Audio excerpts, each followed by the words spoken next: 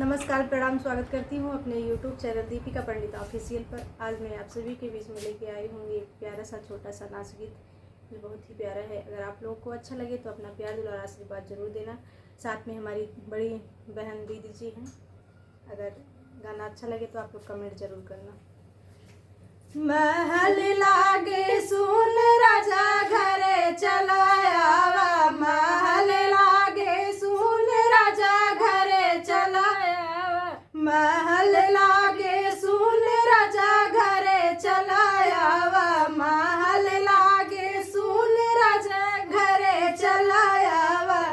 चिट्ठिया पे चिट्ठिया लिखी ससुर जी भेजई, चिट्ठिया पे चिट्ठिया लिखी ससुर जी भेजई। पढ़ाई ऐसन चीज बेटा घरे जिनी आया, पढ़ाई ऐसन चीज बेटा घरे जिनी आया।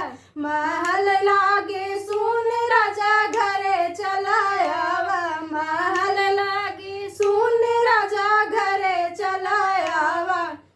चिट्ठिया पे चिट्ठिया लिखी जेठ जी भेजई, चिट्ठिया पे चिट्ठिया लिखी जेठ जी भेजई। नौकरी ऐसन चीज भैया घरे जिनी आया, नौकरी ऐसन चीज भैया घरे जिनी आया। महल लागई सुन राजा घरे चलाया, महल लागई सुन राजा घरे चलाया।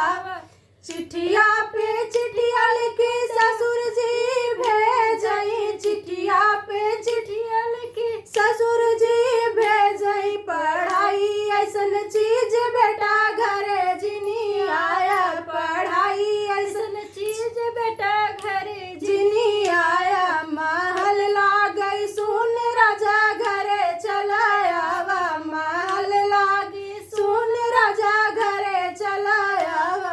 चिट्ठिया पे चिट्ठिया लिखी जेठ जी भेजई, चिट्ठिया पे चिट्ठिया लिखी जेठ जी भेजई। नौकरी ऐसन चीज भैया घरे जिनी आया, नौकरी ऐसन चीज भैया घरे जिनी आया। महल लागे सुन राजा घरे चलाया, महल लागे सुन राजा घरे चलाया।